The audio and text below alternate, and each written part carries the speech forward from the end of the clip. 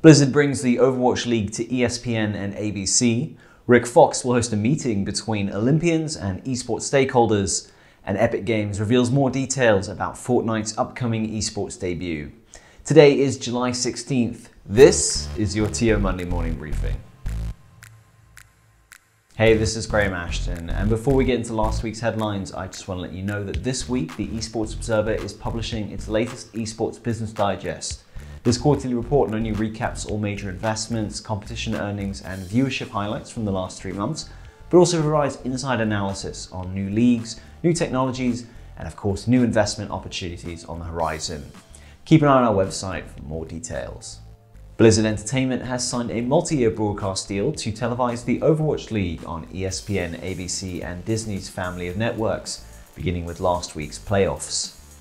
Despite a lack of viewership growth across the first season, a new broadcast deal with a major corporation like Disney, spanning multiple TV channels, shows that the Overwatch League can continue to generate new revenue to support its expanding team list.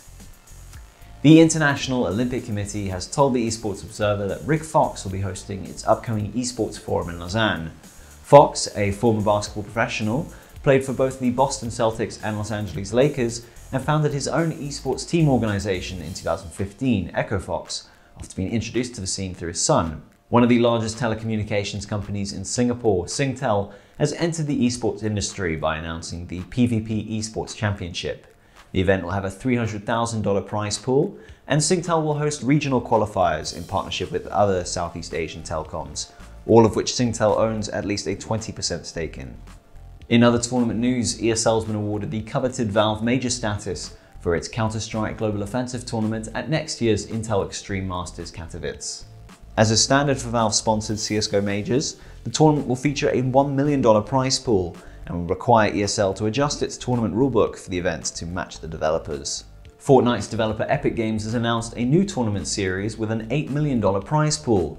The tournament kicked off with a Duos Invitational last weekend with $250,000 in prizes.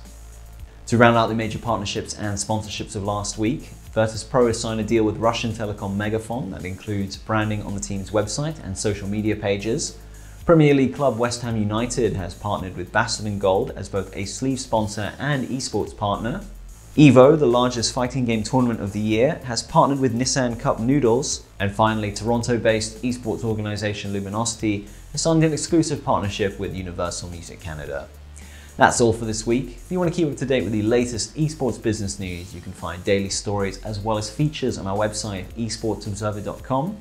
You can also keep yourself updated with the TEO News app available on the App Store and through social media using the handles above. We'll see you next week.